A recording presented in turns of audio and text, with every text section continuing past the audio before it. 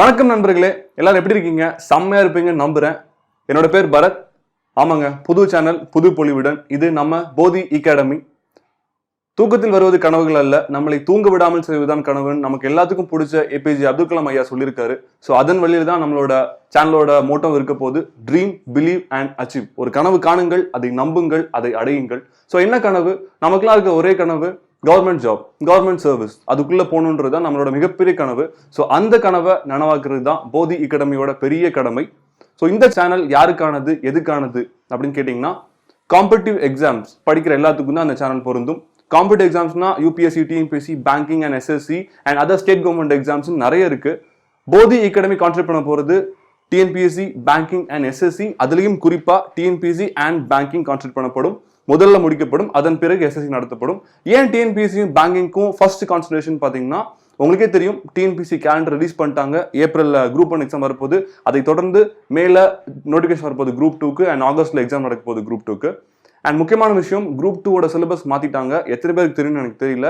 உங்களுக்கு தெரியலன்னா கீழே டிஸ்கிரிப்ஷன்ல கொடுத்துருக்கோம் குரூப் 2ஓட சிலபஸ். கண்டிப்பா பாருங்க. ஏன்னா யூபிஎஸ்சி லெவலுக்கு டிஎன்பிஎஸ்சி கொண்டு வந்துட்டாங்க அவங்களோட சிலபஸை.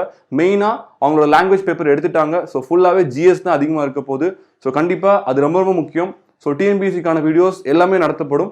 புது சிலபஸ் எப்படி கவர் பண்ணலான்ற வீடியோ தொடங்கி அடுத்தடுத்து எல்லா சப்ஜெக்ட்டும் ஃபுல்லாவே முடிக்கப்படும்.